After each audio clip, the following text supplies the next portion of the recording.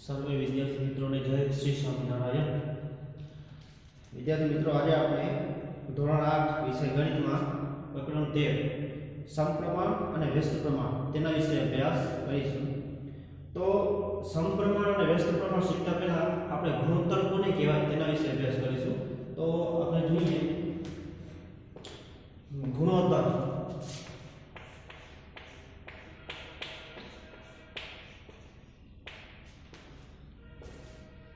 तो गुणोत्तर एक संख्या बीजी संख्या करता કેટલા ઘણી અથવા કેટલા ભાગની છે તે દર્શાવતી સરખામણીને ગુણોત્તર કહેવામાં આવે છે।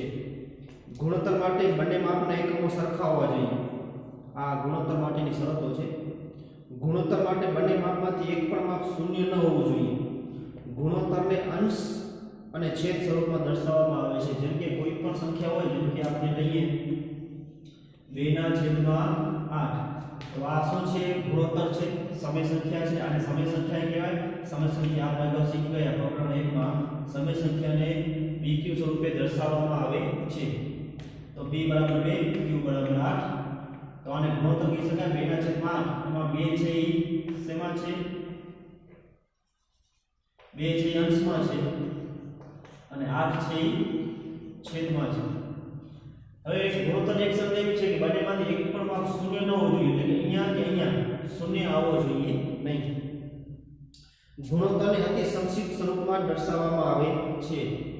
જો આનું થતું હોય તો આપણે કરવાનું, જો 2/8 છે એને આપણે અતિ સંક્ષિપ્ત સ્વરૂપ બનાવવાનું હોય તો 2 ના આપણે હવે પાડો ને 2 ના પડે 2 કા 2 અને 8, તો 8 ના હવે પડે 2 * 2 * 2 એટલે કે 4 તો 8, 2 * 4 = 8। અહીંયા જે 2 ઉડી જશે તો અહીંયા વધ્યું 1 અને અહીંયા 2 તો 4, તો આ 1/4 છે એનું અતિ સંક્ષિપ્ત સ્વરૂપ કહેવાય।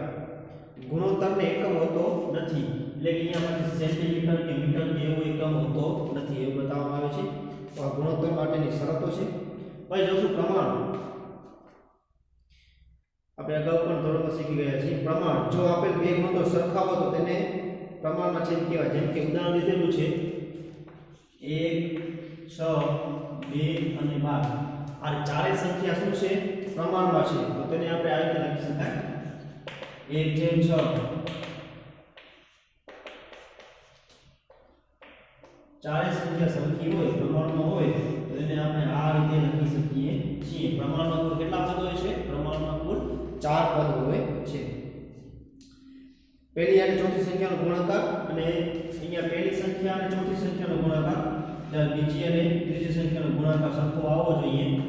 તો અહીંયા આપણે જોઈએ તો 12 * 12, તો આપણે પહેલી સંખ્યા અને ચોથી સંખ્યાનો ગુણાકાર કર્યો 12 * 12 તો 12 આયા।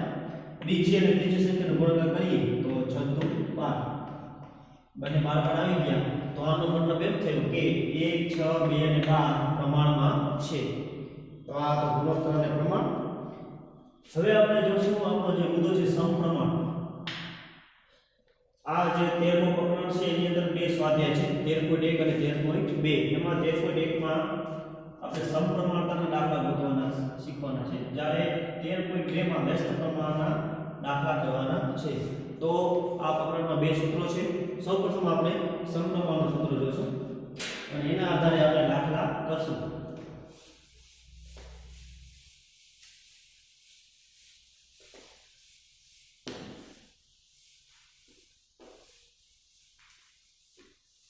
તો સૌપ્રથમ આપણે જોશું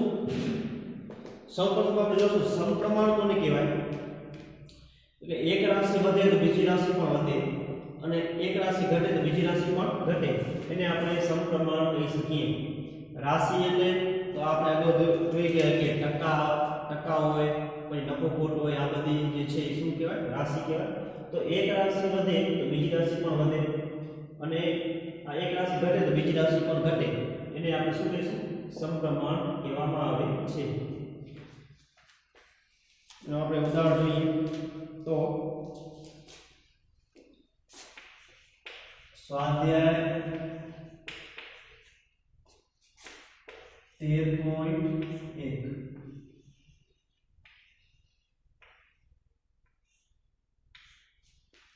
એમાં આપણે અમુક દાખલા જોશું। હવે આપણે સમપ્રમાણતાનું ઉદાહરણ જોઈએ તો કોઈ પણ કામ છે એ આપણે કરવાનું છે.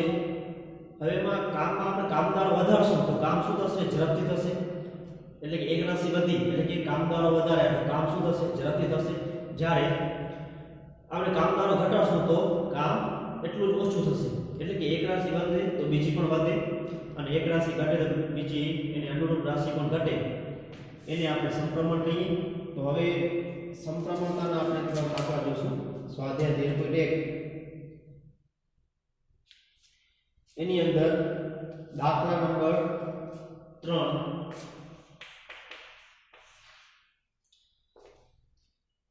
પ્રશ્ન 2 માં એટલે આપણે દાખલો બીજો જોશું અને ત્રીજો જોશું. પ્રશ્ન 2 માં જો લાલ રંગના પદાર્થમાં એક ભાગ માટે 75 મિલી હોય, લાલ રંગ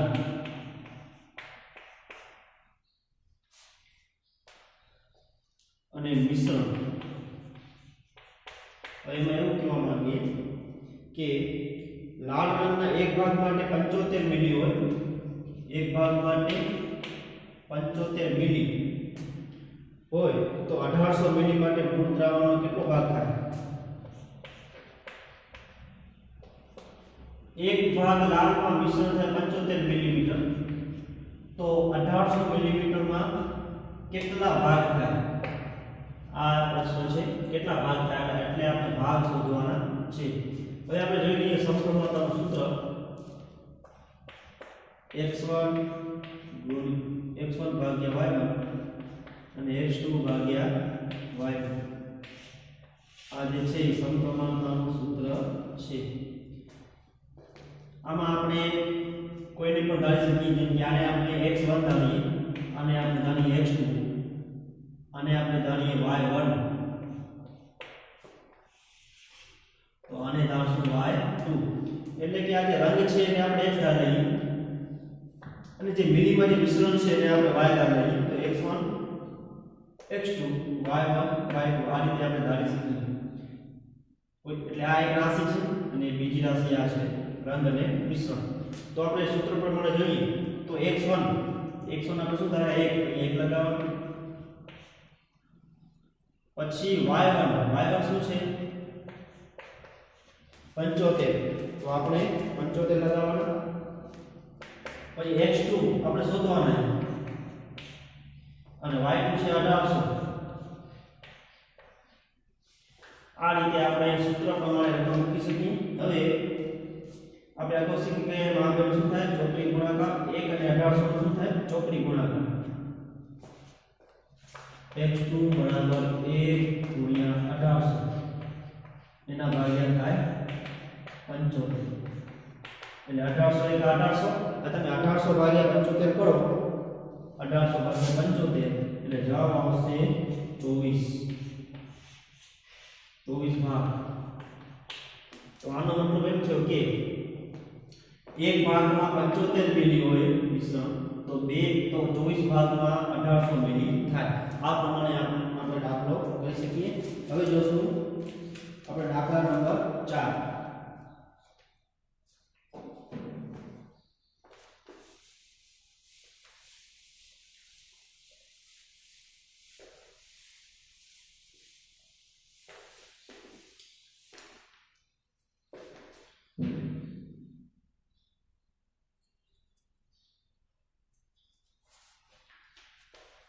દાખલા 4 માં ઠંડા પીણા બનાવતી એક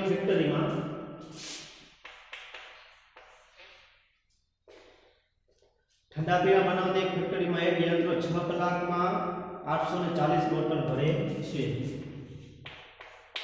કલાક અને બોટલની સંખ્યા 6 કલાક એક યંત્ર છે જે 6 કલાકમાં 840 બોટલ ઠંડા પીણાની ભરે. 6 કલાકની અંદર 840 બોટલ તે ભરે છે. હવે 5 કલાકમાંથી કેટલી બોટલ ભરશે? 5 કલાકમાં કેટલી બોટલ ભરશે? તો આપણે કલાકને શું ધારશું? x ધારશું. બોટલને શું ધારશું? y. આપણે આને y ધારીએ અને આને x ધારીએ તો પણ જવાબ સરખો જ આવે. તો સૌપ્રથમ કલાક એક રાશિ છે એને આપણે x ધાર્યા, જ્યારે બોટલ એક રાશિ છે એને આપણે શું ધાર્યા? y. એ રીતે આપણે ધારી લેવાનું. હવે અહીંયા આપણે x1 અને અને x2 કેટલા લગાવવાના અને અહીંયા y1 અને y2 બરાબર. હવે સૂત્ર લગાવીને આપણે ડાયરેક્ટ દાખલો કરશું. તો સૂત્ર હતું x1 y1 બરાબર x2 y2 આ સૂત્ર છે. અહીંયા x1 આપણે કેટલા ધારે છે 6 તો અહીંયા લગાવશું 6 ભાગ્યા y1 કેટલા છે 840 અહીંયા x2 કેટલા છે 5 અને y2 શોધવાના છે. હવે y2 શોધવાના છે આપણે ચોકડી ગુણાકાર કરશું 840 ગુણ્યા 5 અને 6 ક્યાં જશે ભાગાકારમાં આપણે y2 શોધવાના. તો 840 ગુણ્યા 5 કરવાના અને એના ભાગ્યા કરવાના 6. તો 840 ગુણ્યા 5 કરીએ આપણે 5 0 0 5 20 નો 0 વધી 2 8 45 એટલે કે 4200 ભાગ્યા 6 કરો એટલે કે 6 સત્તા 42 એટલે 700 અને y2 બરાબર 700 આવી ગયા. એટલે આનો મતલબ એમ છે કે 6 કલાકમાં 840 બોટલ ભરે તો એ 5 કલાકમાં કેટલી બોટલ ભરશે 700. એટલે કે અહીંયા રાશિ વધારે તો બોટલની સંખ્યા પણ વધશે. હવે અહીંયા રાશિમાં ઘટાડો થયો અહીંયા 6 હતા 5 થઈ ગયા તો બોટલની સંખ્યા પણ શું થશે ઘટશે બરાબર. એટલે આ સંખ્યા વધે તો આ પણ વધે. કલાક જેમ વધે બોટલ ભરવાની સંખ્યા વધે. કલાક જેમ ઘટે એમ બોટલ ભરવાની સંખ્યા પણ ઘટે. આને આપણે સમપ્રમાણ કહેવાય. તો એના પછી જોશું દાખલા નંબર 5.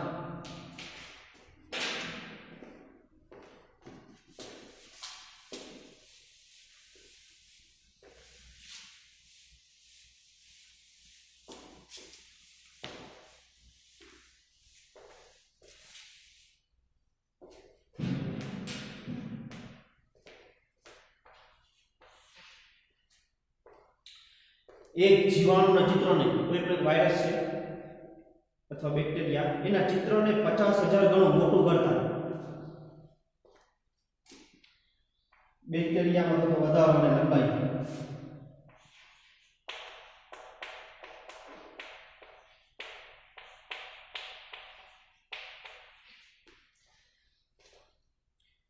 એક બેક્ટેરિયાને કેટલા ગણું કરવાનું છે 50000 ગણું મોટું કરવાનું છે. 50000 ગણું મોટું કરતા તે લંબાઈ થાય છે 5 સેન્ટીમીટર. લંબાઈ કેટલી થાય 5 સેન્ટીમીટર થાય છે. તો વાસ્તવિક લંબાઈ શોધો. વાસ્તવિક લંબાઈ એટલે કે 1.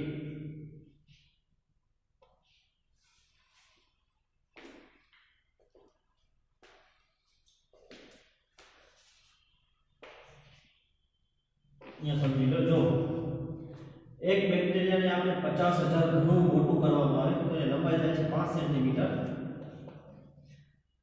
તો એ વાસ્તવિક લંબાઈ એટલે કે 1 અને 1 ગણું મોટું કરીએ 1 ગણું તેની લંબાઈ કેટલી આવશે એટલે કે સાવ નીચે આવશે 10 ની પોઈન્ટમાં આવશે. કારણ કે આપણે 50000 ગણું મોટું કરીએ ત્યારે 5 સેમી દેખાય છે. તો આપણે વાસ્તવિક લંબાઈ એટલે કે 1 ગણું આપણે ઝૂમ કરીએ ત્યારે લંબાઈ કેટલી હશે એ આપણે શોધવાનું છે. તો આપણે આની સંખ્યાને x ધાર લઈએ x1 x2 લંબાઈને y ધાર લઈએ અહીંયા y1 અને y2 શોધવાના છે. તો આપણે સૂત્ર લગાવીએ x1 y1 x2 y2 બરાબર. આ પ્રમાણે સૂત્ર આવશે. હવે x1 છે 50000 અને y1 છે 5 પછી x2 છે 1 અને y2 શોધવાના છે. તો અહીંયા આપણે જોશું કે 5 અને 1 નો શું થશે ગુણાકાર ચોકડી ગુણાકાર 5 ગુણ્યા 1 એટલે કે 5 અને 50000 ક્યાં આવશે ભાગાકારમાં y2 આપણે શોધવાના છે.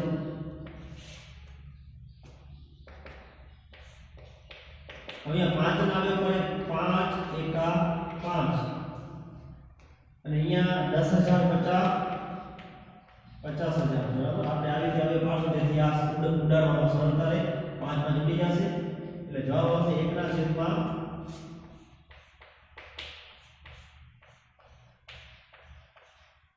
10,000 હવે અહીંયા નીચે કેટલા મીંડા છે 1 2 3 4 એટલે આપણે 10 ની -4 ઘાત આવી રીતે પણ લખી શકીએ અગાઉ આપણે 12 માં પ્રકરણમાં શીખી ગયા કે છેદની સંખ્યાને આપણે ઉપર લાવીએ એટલે ઘાત કેવી થઈ જાય માઈનસ અહીંયા 4 મીંડા છે એટલે 10 ની -4 ઘાત આ એની વાસ્તવિક એનું જે કદ છે એટલું આવ્યું એનું વાસ્તવિક કદ 10 ના -4 ઘાત સેન્ટીમીટર હવે એની અંદર બીજો દાખલો છે હવે આ ચિત્રને 20,000 ગણું મોટું કરીએ તો શું કરવાનું છે 20,000 ગણું મોટું કરવાનું છે એની અંદર બીજો દાખલો છે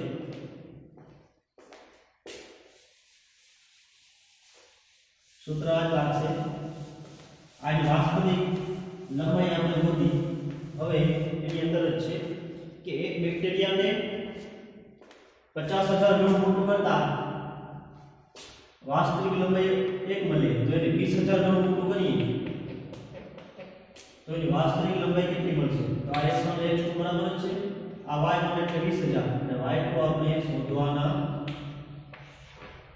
y2 આપણે શોધવાના છે સૂત્ર આ જ લાગશે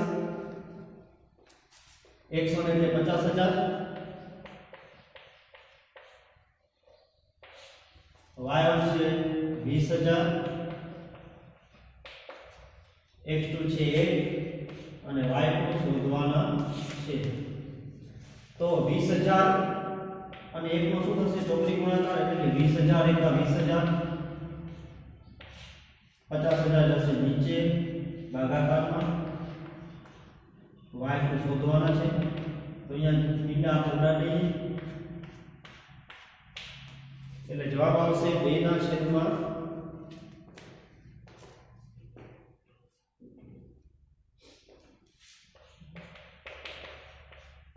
5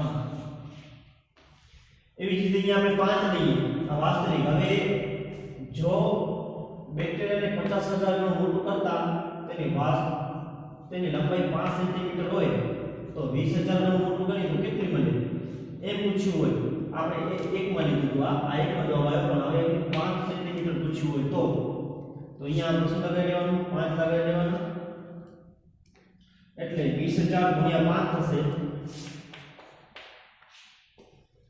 20,000 ગુણ્યા 5 એટલે કે આ મીંડા ઉડી જાય હવે 2 ગુણ્યા 5 એટલે 5 દુ 10 10 ભાગ્યા 5 કરવાના એટલે કે 5 દુ 10 અહીંયા જવાબ આવશે 2 સેન્ટીમીટર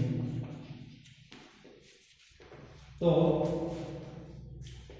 50 એક બેક્ટેરિયા એક જીવાણુને આપણે 50,000 ગણું મોટું કરીએ તો એની લંબાઈ આપણે માની લઈએ 5 સેન્ટીમીટર હવે અને આપણે 20,000 ગણું મોટું કરીએ તો એની લંબાઈ કેટલી મળશે તો લંબાઈ મળશે 2 સેન્ટીમીટર અહીંયા પણ જેમ જીવાણુને ઝૂમ કરશું તો લંબાઈ વધશે અને અહીંયા પ્રમાણ ઘટાડશું તો એની લંબાઈ પણ ઘટશે એટલે કે આ પણ શું છે સમપ્રમાણનો દાખલો છે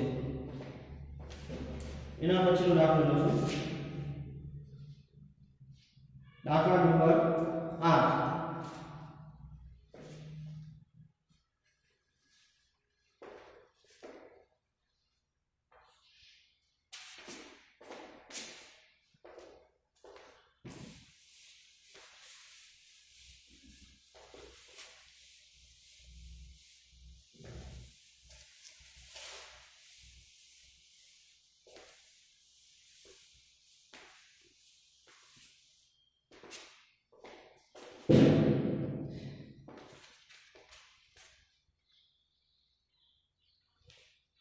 દાખલા 8 એવું છે રશ્મિ પાસે 1 સેન્ટીમીટર બરાબર 18 કિલોમીટર પ્રમાણમાં ધરાવતો નકશો છે નકશામાં 1 સેન્ટીમીટર બરાબર વાસ્તવિક અંતર કેટલું 18 કિલોમીટર રશ્મિ પાસે નકશો છે નકશામાં જે 1 સેન્ટીમીટર છે એને આપણે 18 કિલોમીટર સમજવાના છે હવે જો આ સડક પર 72 કિલોમીટરનું અંતર કાપે હવે કિલોમીટર છે 72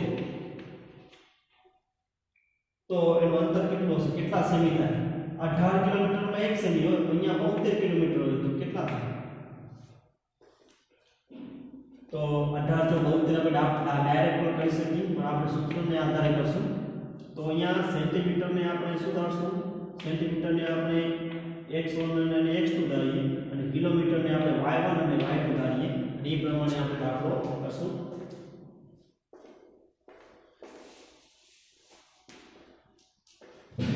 તો સેન્ટીમીટરનું જે અંતર હતું નકશાનું અને રોડનું કિલોમીટરનું અંતર હતું. તો નકશામાં 1 સેન્ટીમીટર હોય તો રોડ ઉપર 18 કિલોમીટર. હવે રોડ પર 72 કિલોમીટર હોય તો નકશામાં કેટલા સેન્ટીમીટર થાય? તો આપણે આને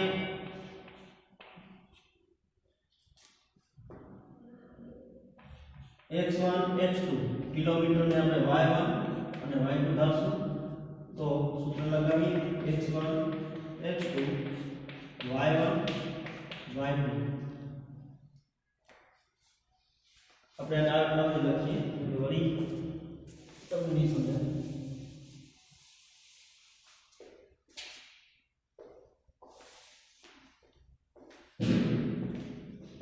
સેન્ટીમીટરમાં જે અંતર હતું અને કિલોમીટરમાં, તો સેન્ટીમીટરમાં 1 સેન્ટીમીટર એ 18 કિલોમીટર.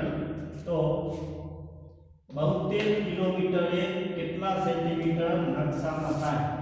આ નકશા માટે અને રોડ માટે આ વાસ્તવિક અંતર છે અને જ્યારે નકશામાં બતાવેલું અંતર છે.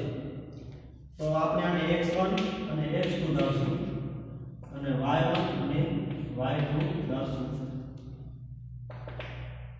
x1 1 અહીંયા લગાવશું,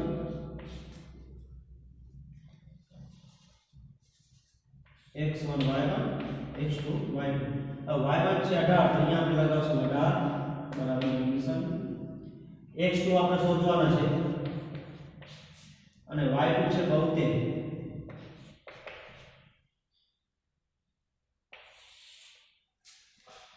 એક અને 72 નો શું થશે? ચોકડી ગુણાકાર. x2 શોધવાના છે એટલે કે 1 ગુણ્યા 72 અને 18 થશે ભાગાકારમાં.